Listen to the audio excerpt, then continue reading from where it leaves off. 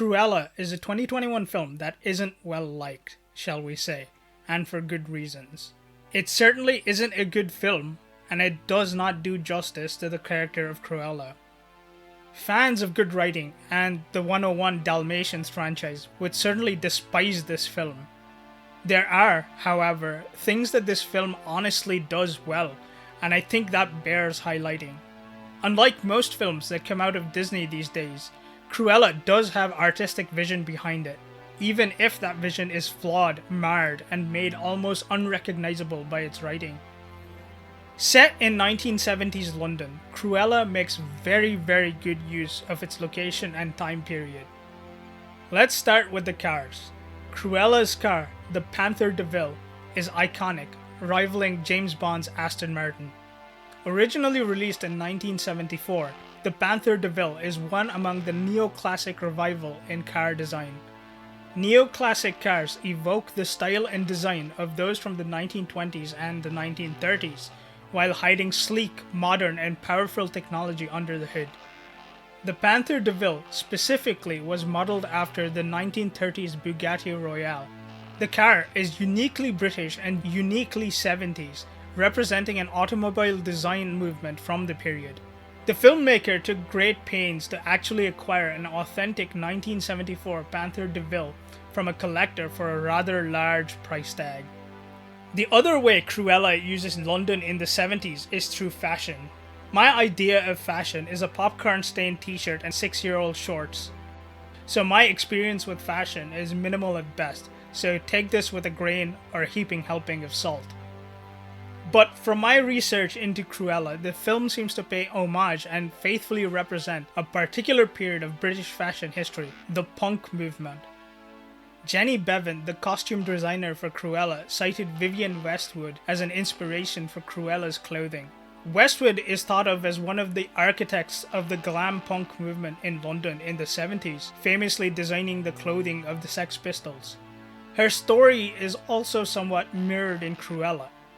Cruella, like Westwood, is a self-taught fashion designer who takes aim at the entrenched fashion establishment, represented in the film by the Baroness, played by the incomparable Emma Thompson, and much like punk fashion that sought to rebel against the establishment, but was instead embraced by the establishment, Cruella dethrones and replaces the Baroness. I guess I should have said spoilers, but who cares really? The punk chic movement, or the glam punk movement, is represented by a rejection of the traditional fashion norms. Lots of leather, chains, and graffiti-like handwriting. The vintage style of clothing is represented well in Cruella, or at least well enough for me, a random dude who spent around 10 minutes looking it up on Google Images. The story is thematically tied to fashion and told in colors. The Baroness's dresses are in browns, greens, and golds, with a refined tailor style and eye-catching asymmetry. On the other hand, Cruella's clothing is in red, black, and white, with a far less refined, grungy look. The evolution of Cruella as a designer follows her character arc, as poorly written as it is anyway. But we'll get to that eventually, I swear. Her clothing changes as we go through the movie. Growing up with Horace and Jasper, her clothes are utilitarian, basic. When she gets recruited by the Baroness, she wears prim and proper clothing in order to fit in with the other designers. This part of her arc is interesting because despite the Baroness recruiting Cruella because of a punk-inspired window display, Cruella is put to work designing the same old stuff the Baroness is known for. Another example of her trying to fit in, or being made to fit in. And finally, when Cruella rebels against the Baroness and traditional fashion in general, she comes into her own, fully embracing the glam punk style.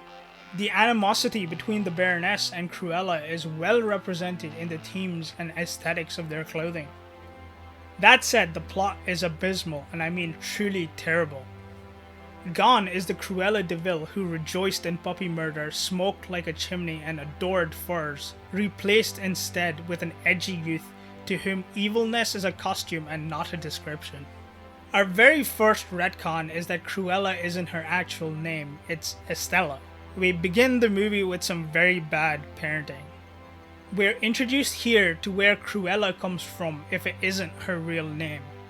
Her poor mother calls her Cruella whenever she causes trouble and tells her to rein in that side of her personality.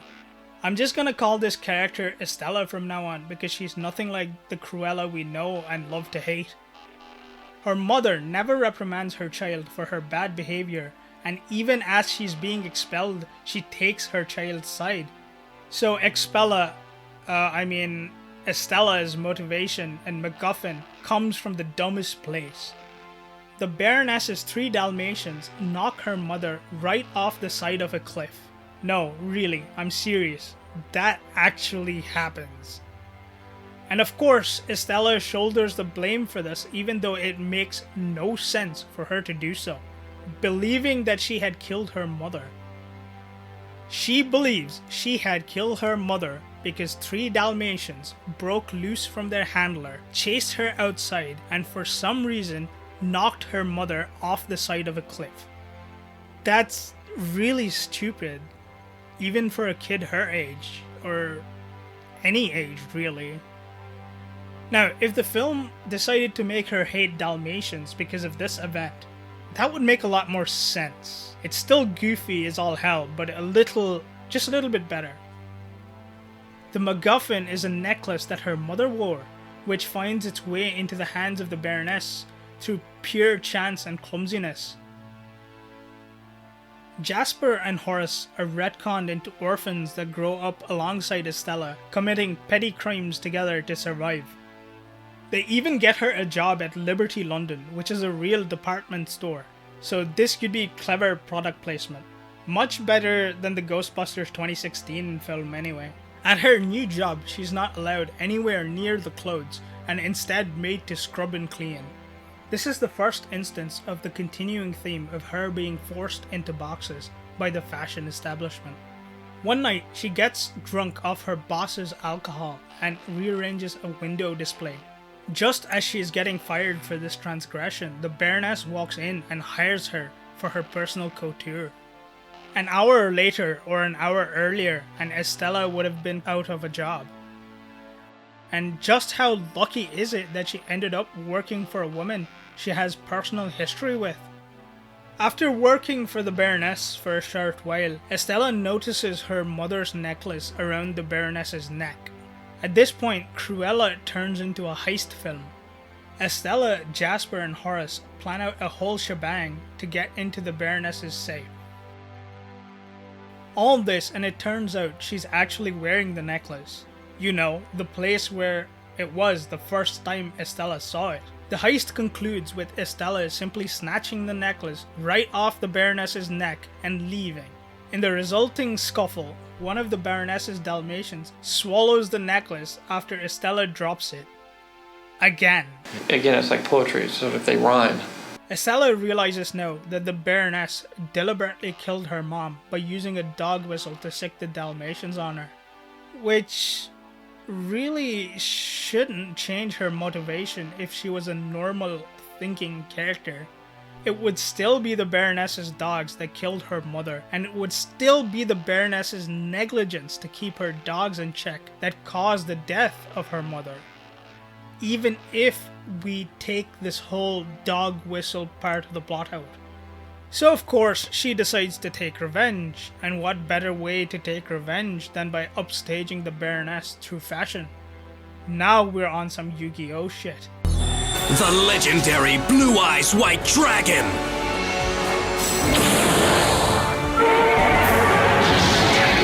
Take flight, Blue Eyes White Dragon ride!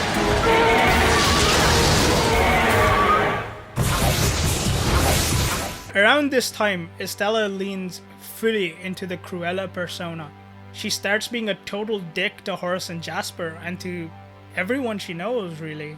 She believes this ruthless, extreme side of her gets things done and done faster, but the friction she creates with Horace and Jasper threatens to bring the whole thing crashing down around her. While this side of her is closest to what Cruella is actually like, the retcon of Horace and Jasper into equal partners and not just lackeys creates a dynamic where this persona doesn't work at all. The Cruella persona is just that, a persona. A costume to be worn and taken off when she doesn't think it useful. And I say doesn't think because it never really helps her out at all, serving only to alienate the people she cares about. The fact that it's a costume is most clearly seen when she kidnaps the Baroness's dogs and they have to wait for the necklace to come out the other end. The actual Cruella would have gutted the 3 dogs, fished the necklace out of their entrails, skinned them and made a pretty dress out of them. Estella now starts building her brand by crashing the Baroness's parties in a montage of flamboyant outfits.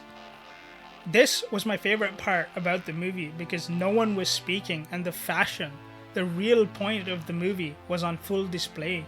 The long, flowing dress, including a whole garbage truck in its presentation, was the best one. It took a little anachronistic inspiration from the John Galliano newspaper dress from the year 2000, but that's the least of this film's worries. She continues working for the Baroness, sabotaging her couture from within. At one point, she makes a dress with 1,000,000 painted moth eggs, so that when the moths hatch, they destroy the Baroness's spring collection.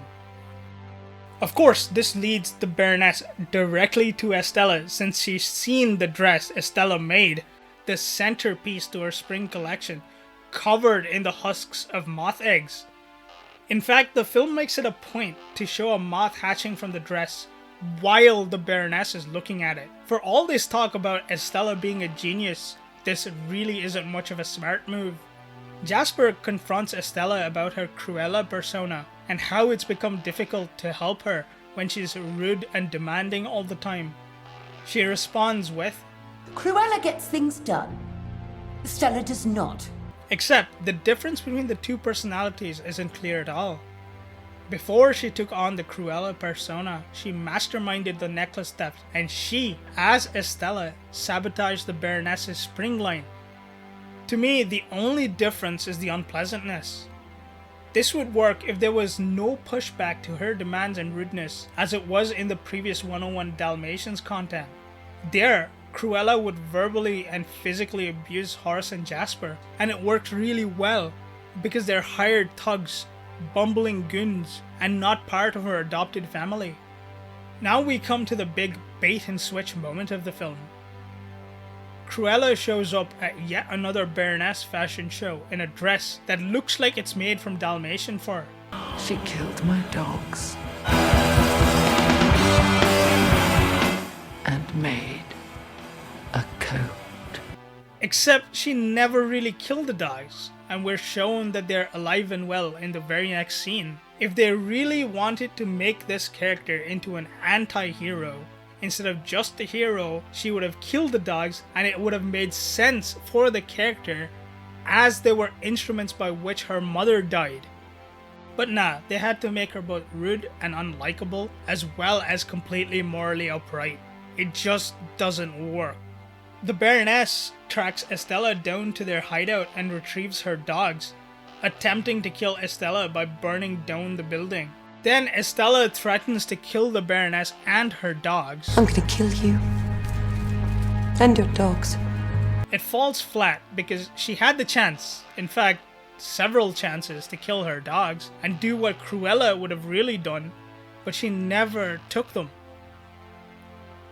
She should be dead to rights, burnt to a crisp, but in comes Mark Strong ex machina to whisk her away before she died and deliver some much needed exposition. He returns her mother's necklace to her, revealing that it hid a key. And keys usually open things. And lo and behold, he also has a box that this key opens. And wouldn't you believe it, the box contains yet more exposition.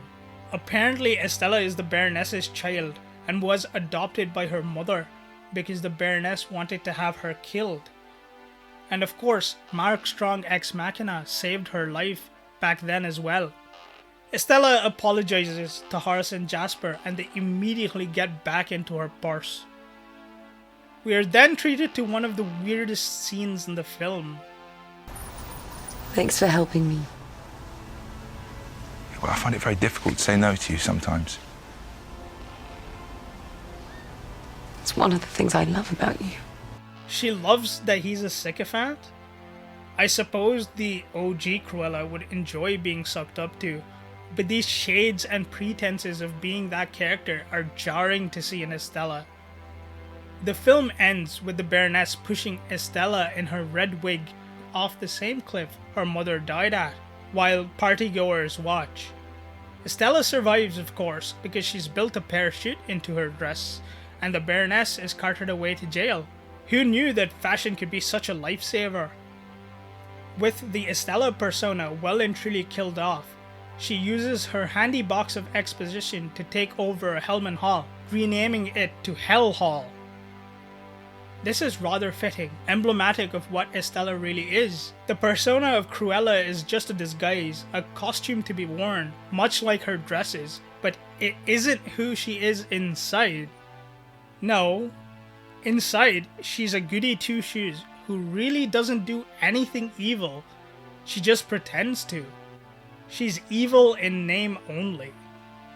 You might be wondering why I haven't mentioned Roger and Anita. Both of them are side characters that don't do much at all.